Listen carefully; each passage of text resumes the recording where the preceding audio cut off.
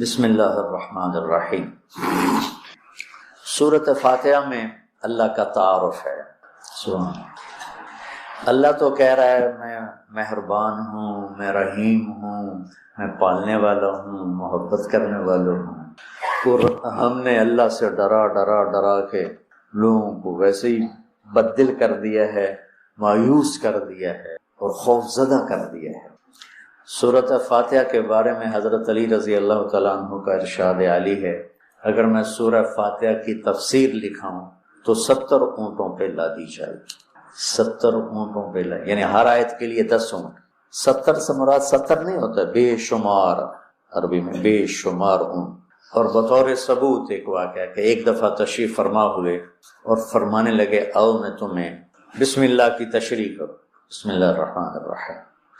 اور عربی وہ زبان ہے جس کے حروف کے بھی مطالب اور معنی ہوتے، واو کے مطلب ہیں، با کے مطلب ہیں، تا کا۔ تو بسم اللہ کی با پہ عشاء کی نماز کے بعد درس شروع کیا، فجر کی اذان ہو گئی، با کا کبھی سفر طے نہیں ہوا تھا۔ تو میں کیا کروں گا یا میں کیا کر سکتا ہوں، ادنا سا طالب العلم۔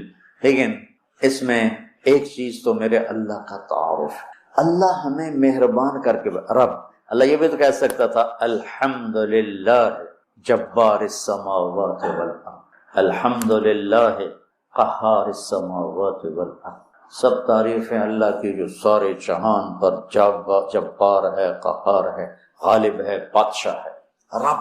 اسماء حسنہ جو آئے ہوئے نا 99، 33 نام اس رب کے، اس لیے رب کا نام اسماء حسنہ میں نہیں ہے۔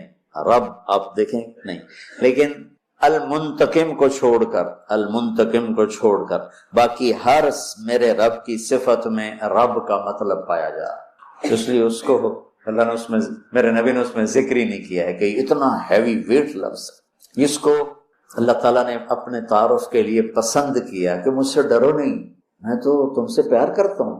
وہ پیار جو ماں اپنے بچے سے کرتی ہے وہ تو بہت تھوڑا ہے، میرے پیار کی کوئی انتہا ہی کوئی نہیں ہے۔ ماں کا پیار تو مختصر سا ہوتا ہے اور میرا تم سے پیار لامحدود ہے۔ پہلا تعارف یہ ہے کہ وہ بہت مہربان، پالنے والے کے ساتھ ہے کہ حاکم ہے، بادشاہ ہے، رب بادشاہ کو کہتے۔ انہ ربی احسن مثوایا، یوسف علیہ السلام انہوں نے عزیز مصر کو کہا انہ ربی، وہ میرا بادشاہ ہے اور اس نے مجھے یہاں بہت اچھا رکھا ہے، میں خیانت نہیں کر سکتا۔ بادشاہ، مہربان، رحیم، پالنے والا۔ اور قرآن کو ختم کیا قل اعوذ برب الناس، رب سے شروع کر کے رب پہ جا کے ختم کیا۔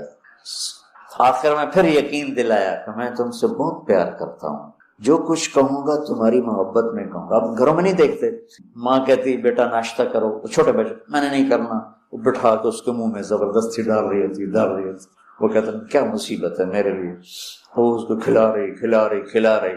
تو میرا رب جب ماؤں سے زیادہ پیار کرنے والا ہے تو کہہ رہا میں اس میں جو کچھ کہوں گا نا وہ تمہاری محبت اور شفقت میں کہوں گا، اور جس چیز سے روکوں گا نا تمہاری محبت اور شفقت میں روکوں گا۔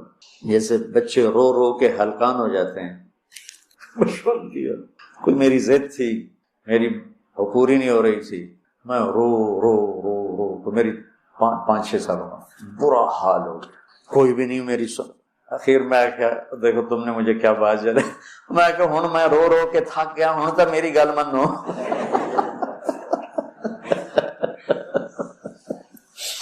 نہیں مانی گئی، کیوں؟ میرے لیے ٹھیک اور مجھے پتا نہیں۔ تو اس مقدس کتاب میں جب اللہ کہتا ہے یہ نہیں کرنا تو اس میں ہلاکت ہے، یہ کرنا ہے تو اس میں ہمارا نفع ہے۔ تو تعارف میں اللہ نے اپنے ربوبیت، اپنے رحم کو، اپنی مہربانی کو اس خوبصورت انداز میں ذکر کیا کہ دل کھنچتا ہے، اور اتنے حسین انداز میں پیش کیا اپنا تعارف۔ جیسے یہ کئی ساتھی کہتے ہیں جب آپ ہمیں کوئی واقعہ سناتے ہیں تو ہمیں لگتا ہے جیسے وہ ہمارے سامنے ہو رہا ہے۔ وہ میں نے ایک دفعہ یہاں چنگیز خان کی تاریخ بتائی تو مولانا عدنان صاحب کے آئے ہوئے تھے چچا زاد، تو وہ بڑے جولی سے ہیں۔ وہ بعد میں کہنے لگے جب مولانا صاحب چنگیز خان کو بیان کر رہے تھے تو میں ڈر گیا، مجھے لگا جی میں پیچھوں بیٹھا چنگیز خان۔ تو میرا رب بھی جب کوئی بیان کرتا ہے نا تو لگتا ہے سامنے آ گیا. تو اللہ نے اپنا اس خوبصورت انداز میں تعارف کرایا کہ لگا جیسے اللہ سامنے آ گیا ہے تو وہ کہتا ہے میں تیری ہی بندگی کرتا. جیسے وہ سامنے آ گیا. ایا ہو نہیں، ہم اس کی بندگی کرتے ہیں جس کی یہ تعریف ہے. ایا کا تو اس طرح مجھے اپنا آپ پہچان کروایا ہے کہ مجھے لگتا ہے تو میرے سامنے ہے. کبھی ہے حقیقت منتظر نظرہ لباس مجاز کہ ہزاروں سجدے تڑپ رہے ہیں میری جبین نیاز. تو مالک یوم الدین تک یوں لگتا ہے جیسے اللہ سامنے آ گیا. کہتا ایا، جب تیرے جیسا شہنشاہ ہو تو میں کسی اور کی بندگی کیسے کر سکتا ہوں؟ جب تیری جیسا شہنشاہ ہو تو میں تیرے سوا مدد کے لیے اور کس کو پکار سکتا ہوں؟ مدد صرف اللہ سے مانگی جاتی اور کسی سے نہیں. ایک آپس میں ایک دوسرے کی مدد کرنا، مدد مانگنا، لیکن ایک ہی ذات ہے جس کے سامنے جھولی پھیلائی جاتی ہے، وہ اللہ ہے. ایک ہی ذات ہے جس کو پکارا جاتا ہے، اللہ ہے. ایاک نستعین، تیری تجھ سے مانگوں گا اور کس سے مانگوں گا. اور اللہ نے سب سے کہا ہے سب کی سنوں گا. ہمارا یہ حالت ہے نا، وہ جی ساڈی سندا نہیں تھوڑی موڑدا نہیں. ارے بھائی بے نیاز ہے اور مہربان ہے، جس کی چاہے موڑ دے، اس میں کیا. تم مانگنے والے بنو، وہ دینے والا ہے، لیکن پکارو اسی کو. وَإِذَا سَأَلْتَ فَاسْأَلِ اللَّهَ وَإِذَا اسْتَعَنْتَ فَاسْتَعِنْ بِاللَّهِ.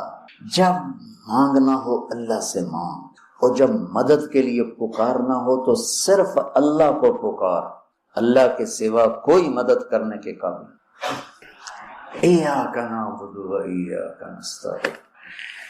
مجھے یاد آ گیا، پڑھا تھا کہیں کہ ساری آسمانی کتابوں کا خلاصہ ہے قرآن، اور قرآن کا خلاصہ ہے سورۃ بقرہ، اور سورہ بقرہ کا خلاصہ ہے سورہ فاتحہ، اور سورہ فاتحہ کا خلاصہ ہے ایاک نعبد و ایاک نستعین. ایاک نعبد و ایاک نستعین. آگے ایک عجب دعا ہے، اہدنا الصراط المستقیم، یا اللہ میں سیدھا راستہ دکھا.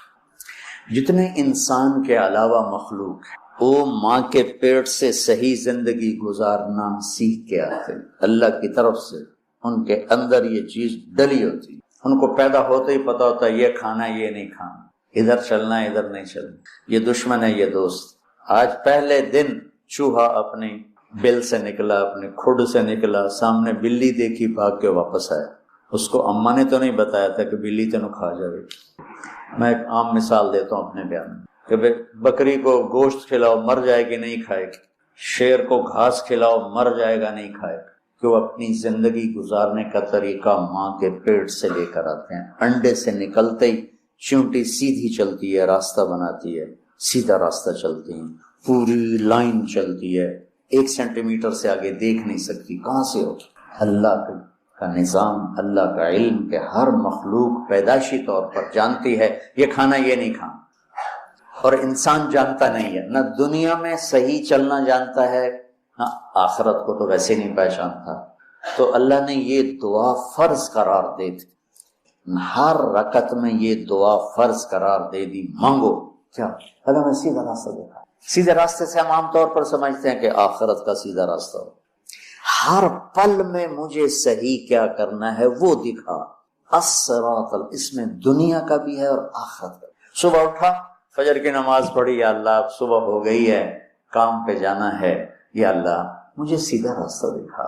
میں تیری اپنی دنیا میں کیسے سیدھا چلوں کہ تو راضی ہو جائے، اپنے دین میں کیسے سیدھا چلوں کہ تو راضی ہو جائے. چلتے چلتے چلتے کچھ ہیرا پھیری ہو گئی، کچھ غلط ہو گیا، کوئی ٹھیک ہو گیا، ظہر کا وقت آ گیا، اللہ کہتا آ جا. اب پھر مانگ اہدنا الصراط المستقیم. چلو کچھ گڑبڑ ہو گئی، مجھے پھر بتا کہ میں نے دنیا میں کیسے سیدھے چلنا ہے اور میں نے آخرت کے لیے کیسے سیدھی زندگی گزارنی ہے. مجھ سے نہیں گزاری جا رہی، میری مدد کر. اللہ نے پھر تازہ دم کیا، چل جا. پھر ہیرا پھیری ہوئی، اونچ نیچ ہوئی، نہ کہا جا اثر میں آ جا. اثر میں آ گیا، مانگ. کیا مانگوں کا؟ مانگ کے میں تمہیں سیدھا راستہ دکھاؤں.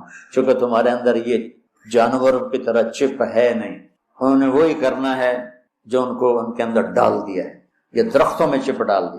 کبھی آم پہ انگور دیکھا، انگور پہ کریلا دیکھا، کبھی شیشم پہ پھل دیکھا.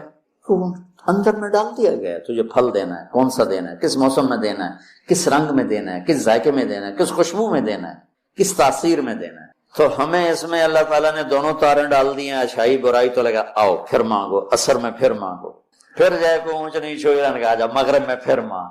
وہ کتنا مہربان ہے، آجا مانگ یا اللہ۔ پھر گڑبڑ ہو گئی، پھر دیکھا راستہ، پھر کہا چلو عشاء ہوگی آجا۔ اب حالانکہ اب تو نے سو جانا ہے، لیکن سو رات میں کتنی برائیاں ہوتی ہیں، سب سے زیادہ برائیاں تو رات کو ہوتی ہیں۔ تو آجا پھر مانگ کہ میں تیری رات صحیح گزروا دوں، تیرا ہر پل صحیح گزروا دوں، اور پھر آخرت کا راستہ بھی تجھے صحیح دکھا دوں۔ یہ اہدنا الصراط المستقیم، ہر پل میں سیدھے راستے کو مانگنا ہے، ہر پل میں سیدھے راستے کو مانگنا ہے۔ اور صراط چوڑے راستے کو کہتے، مستقیم سیدھے راستے کو کہتے۔ یہ ہمارا موٹر وے بن گیا ہے ہمارے گھر تک، تو اب ہم نے وہ پینسرے جاؤ، گوجرے جاؤ، ٹوبے جاؤ، رجانے جاؤ، پیر مال جاؤ، سندیلیاں لے جاؤ، عبدالحکیم جاؤ، دھکے کھاندے کھاندے گھر جاؤ۔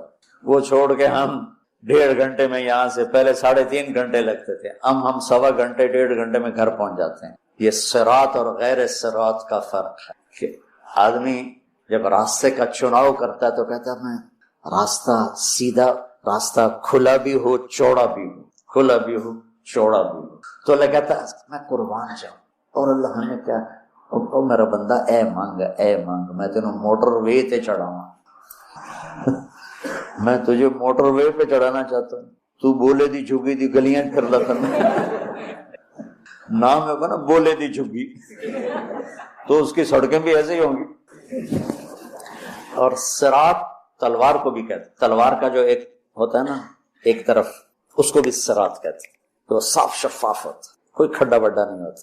تو اللہ تعالیٰ ہم سے کہہ رہا ہے ایسا راستہ مانگ جو صاف شفاف ہوتا، اور جیسے صراط تلوار جیسے چیز کو کاٹتی ہے تیزی کے ساتھ، ایسے ہی اللہ تعالیٰ کہہ رہا ہے کہ وہ راستہ مانگ جو میں تیزی کے ساتھ تو اپنے گھر پہنچ جائے، جیسے ہم تیزی کے ساتھ اب گھر پہنچ جائے، اور مستقیم، چڑا میڑا نہ ہو، سیدھا، سرسبز ہو، سرسبز ہو، دیکھنے کو میں اچھا لگے۔ تو انعمت علیہم صراط الذین انعمت علیہم۔ ناعمہ اس بوٹی کو کہتے ہیں جس پر کبھی خزاں نہ آئے، وہ پودا جس پر ہمیشہ ہریالی رہے، وہ ناعمہ ہے۔ وجوہ یومئذ، کبھی ان پہ کوئی خزاں نہیں آئی۔ تو اللہ کہہ رہا ہے صرف روڈ نہ مانگ، سرسبز بھی مانگ، کہیں چائے پیو، کتے کافی پیو، کتے بہ کے گپا مارو، وہ کوئٹے والا راستہ نہ مانگ، کالے پہاڑ سارے راہ ویک ویک کے بندہ برباد ہو جائے۔ کہ ایسا راستہ مانگ جس میں سبزہ ہو، ہریالی ہو، باغ باغیچے ہوں، گل و گلزار ہو، اور تجھے پتہ بھی نہ چلے، اور تیرا راستہ طے ہوتے ہوتے ہوتے تو مجھ تک آ جائے۔ پھر ساتھ دوسری دعا بھی منگوائی، ایسا راستہ جہاں پیٹرول نہ ملے، ایسا راستہ جہاں کھڈے ہوں، ایسا راستہ جہاں ڈاکو پڑ جائیں، ایسا راستہ جہاں لائٹیں بند ہو جائیں، ایسا راستہ جہاں کھائیاں ہوں۔ کوئی جائے گا؟ ایک دفعہ ہم جا رہے تھے، رحیم یار خان جا رہے تھے، اور جا رہے تھے راجن پور سے آگے خواجہ غلام فرید رحمت اللہ علیہ کا جو ہے شہر، کیا مٹھن کوٹ مٹھن، تو وہ ہم نکلے گپوں میں، ہماری زمیندار جماعت، ہمیں یاد ہی نہ رہا بھائی ذرا وہ بھی دیکھ لیں کہ تیل بھی ہے کہ نہیں۔ تو وہ راستہ سنسان، ایک دم گاڑی نے جھٹکے کھانے شروع کی۔ تو میں کہ کیوں ہے؟ تیل مک گیا، مر گئے۔ وہی تو تیل، پیٹرول پمپ بھی کوئی نہیں، ایک ہی بڑھنا ہے، کوٹ میں ٹن تائیں دھکالا بھی ہے، لیکن شہنشاہ کی مدد ساتھ ہوتی ہے اللہ کے راستے میں۔ ہماری گاڑی اپنے دھکے میں چلتے چلتے دیکھا تو آگے پیٹرول پمپ، اس پہ چڑھ گئی تو ہم نے اللہ کا شکر ادا کیا۔ تو ایسے راستوں پہ کون جانا مانگتا ہے؟ تو غیر المغضوب علیہم ولا الضالین، یا اللہ وہ راستہ نہ ہو جس پہ نہ پیٹرول ملے، نہ روٹی ملے، نہ پانی ملے، نہ چائے ملے، نہ نسوار ملے۔ قرآن کیا کرتا ہے؟ ہدن، یہ ہدایت ہے، للناس، سب کے لیے، لیکن ملے گی کسے؟ للمتقین، جو تقوی اختیار کرے گا۔ الذی انزل فیہ القرآن، قرآن کیا کرتا ہے؟ ہدن، یہ ہدایت ہے، للناس، سب کے لیے، لیکن ملے گی کسے؟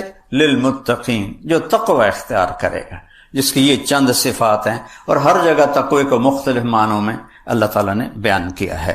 اور بینات من الہدا، اور یہ کھول کے اس نے دلائل سے واضح کر دیا ہے. اینما تولوا فثم وجہ اللہ، جدھر دیکھو گے اللہ سامنے ہوگا. سنریہم آیاتنا فی الآفاق وفی انفسہم حتی یتبین لہم انہ الحق.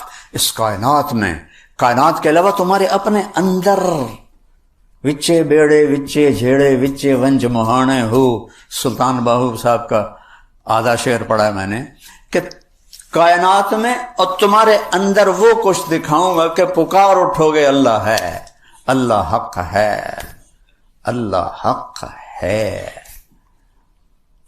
تو روزے سے تقوی آتا ہے اور تقوی سے قرآن ملتا ہے. اور ایک اور چیز عجیب اچانک دماغ میں آ گئی. اللہ کہتا ہے یا بنی آدم، یہاں خطاب سارے انسانوں کو ہے، جسے وہاں ہدی للناس تھا. قد انزلنا علیکم لباسا یواری سواتکم وریشا ولباس التقوی ذالک خیر. اللہ نے ہمیں دو چیزوں سے بنایا ہے، ایک جسم ہے، ایک روح ہے. تو پہلے اللہ تعالیٰ فرما رہا ہے کہ اے آدم کی اولاد، مسلم غیر مسلم، عورت مرد، تم مانو یا نہ مانو، ہم نے تم پر لباس اتارا ہے. یو ایس اپیرل نے نہیں بنایا، ہم نے اتارا ہے لباس. یہ کیا کرتا ہے؟ یواری سوآتکم، تمہارے جسم کے عیب چھپاتا ہے. اچھا، ستارہ بھی چھپانے کو کہتے ہیں، ڈھانپنا. تو یہ اوکھا لفظ کیوں اللہ لائے ہے؟ ستارہ چھوٹا لفظ ہے، یواری بڑا لفظ ہے اور مشکل لفظ ہے. ستارہ ہوتا ہے اگر میرے گھٹنے سے نیچے تک نکر ہے، ٹھیک ہے، اور یہ میرا یہاں تک پیٹ ڈھکا ہوا ہے، بازو کھلے ہیں، پنڈلیاں کھلی ہیں، تو ستارہ کا مطلب وجود میں آ گیا. تو اللہ نے ہمیں ادھورا نہیں کپڑے پہنائے گا. یواری کہتے ہیں کسی چیز کو اس طرح چھپا دینا کہ نظر ہی نہ آئے. تو اللہ نے کہا یواری، ہم نے تم پر لباس کو اتارا جو تمہیں چھپا دیتا ہے ہمارے سارے عیبوں کے ساتھ. ننگے ہونے میں کوئی حسن نہیں، اللہ کی قسم. مغرب کی عورت ننگی ہوئی بے قیمت ہو گئی، ٹشو پیپر ہو گئی. تو اللہ نے کہا سبحان اللہ، غور کرنا ذرا. ایک تو یہ تمہیں بالکل چھپاتا ہے، آگے کہا وریشا، اور تمہیں زینت دیتا ہے. لیکن لفظ کیا ہے؟ ریشا. ریشا زینت کو نہیں کہتے، ریشا پر کو کہتے ہیں، پرندے کے پر کو. پرندے کا سارا حسن اس کے پر کے ساتھ. مور کے پر کاٹ دو پیچھو کی رہ گیا، ککڑ ہی رہے گا. سارا حسن پروں میں. عقاب کی پرواز کا مزہ لینا تو اس کے پروں کا پھیلاؤ دیکھو. تو سارا حسن پر میں ہے.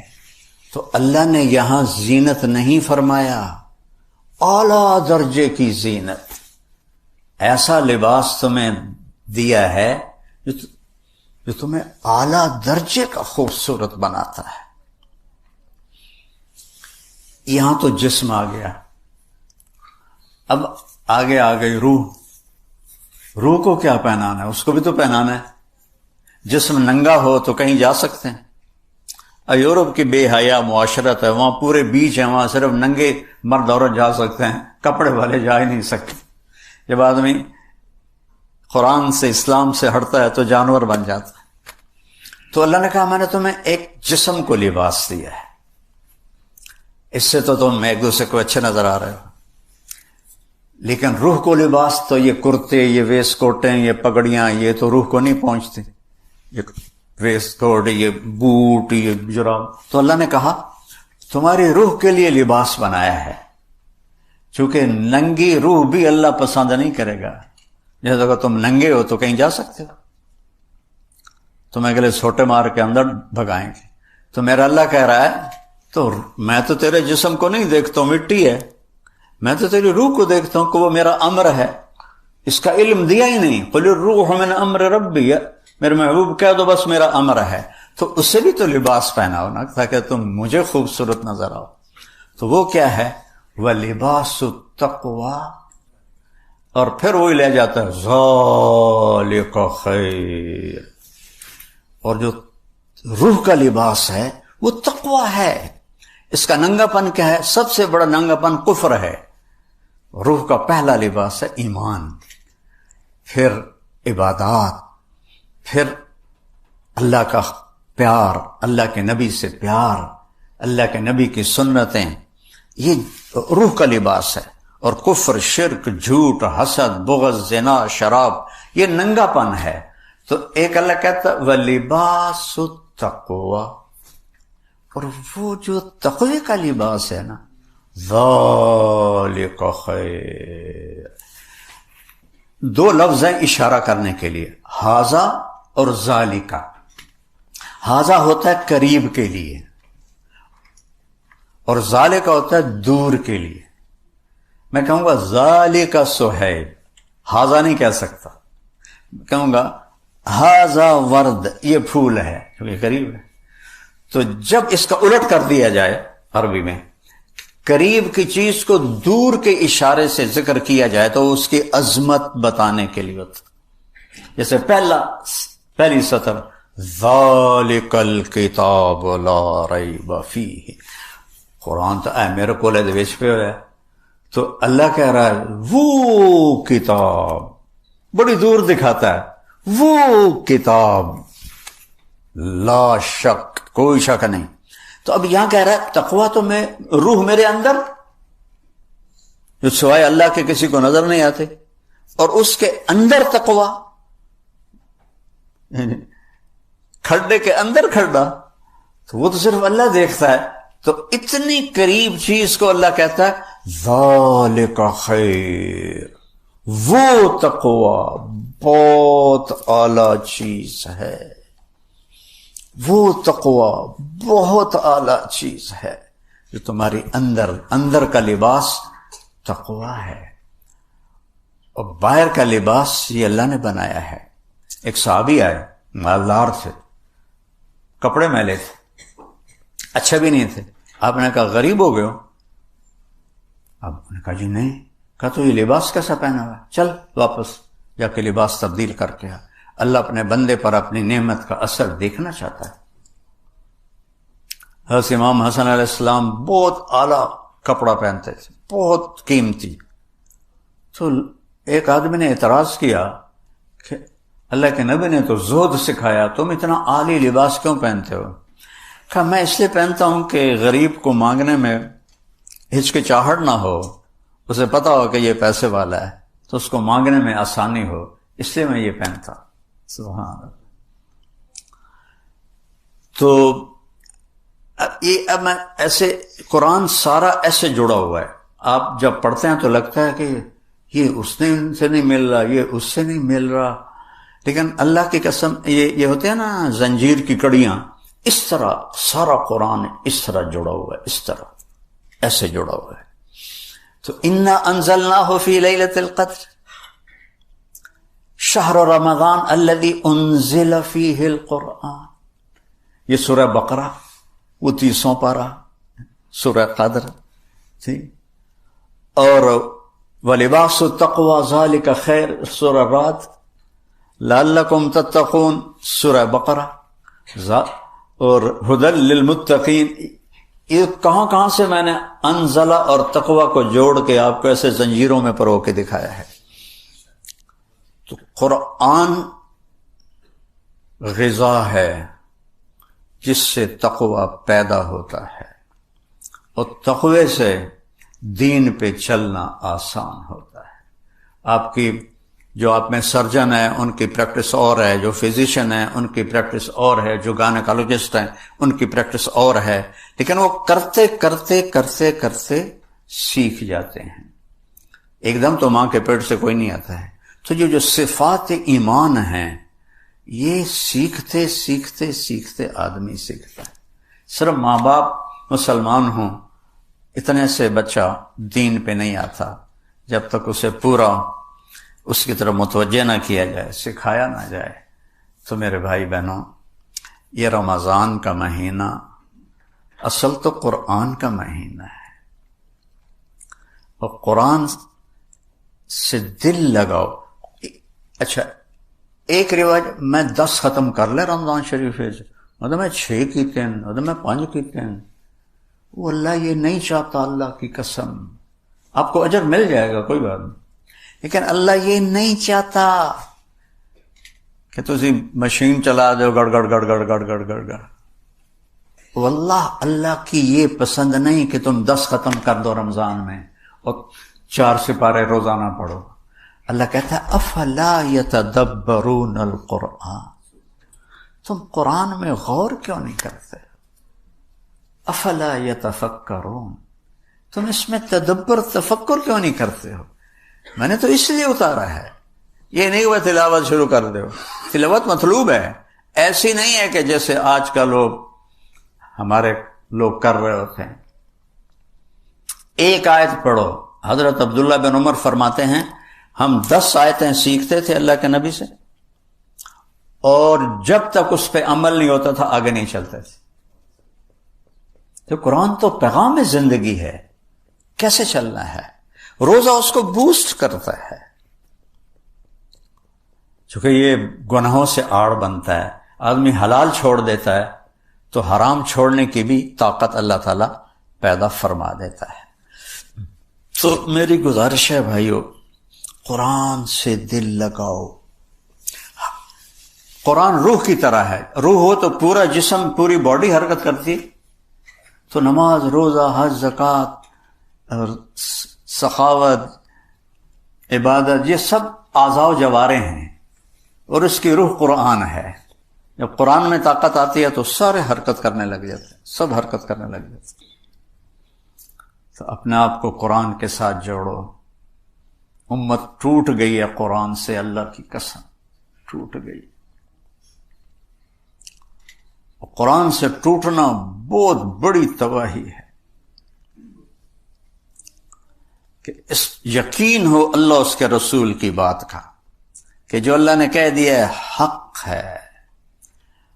ابو ذر غفاری رضی اللہ تعالیٰ عنہ کو حضرت عثمان نے جنگل میں بھیج دیا تھا، وہ ان کی کسی سے بنتی نہیں تھی، تو انہوں نے آخر تھک کے نا کہا ابو ذر تو ادھر چلا جا، ربضہ مدینہ سے 150 کلومیٹر دور ایک صحرا، اور صرف وہاں سے حاجی گزرتے تھے حج کے دنوں میں، عراقی حاجی، باقی سارا سال وہ سنسان تھا۔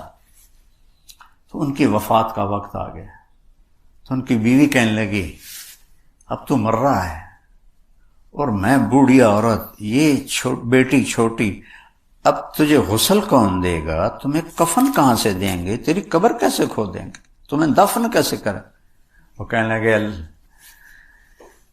یا ام عبداللہ، جہاں عرب میں عورت کی اولاد نہ ہو، بیٹا نہ ہو، تو اس کو ام عبداللہ کہتے ہیں، عزت کے طور۔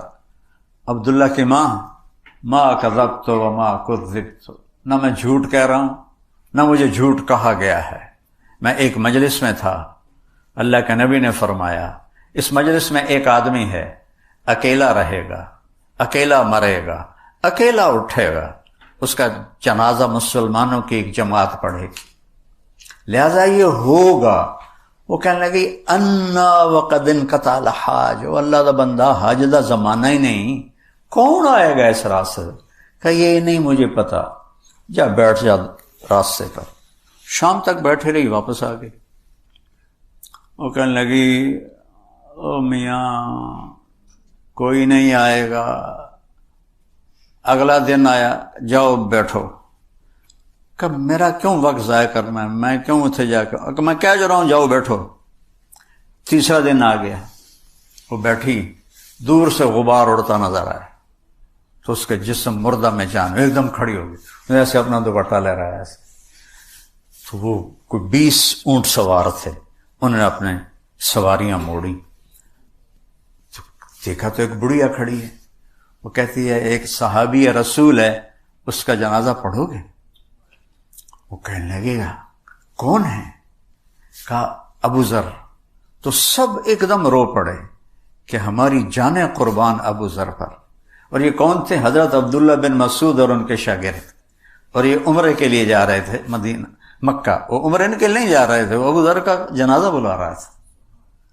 تو جب وہ آئے نا تو پھر اپنی بیوی سے کہنے لگے دیکھ لیا تو نے، میں نے کہا تھا نا میں نے جھوٹ کہا ہے، نہ کہنے والے نے جھوٹ کہا ہے.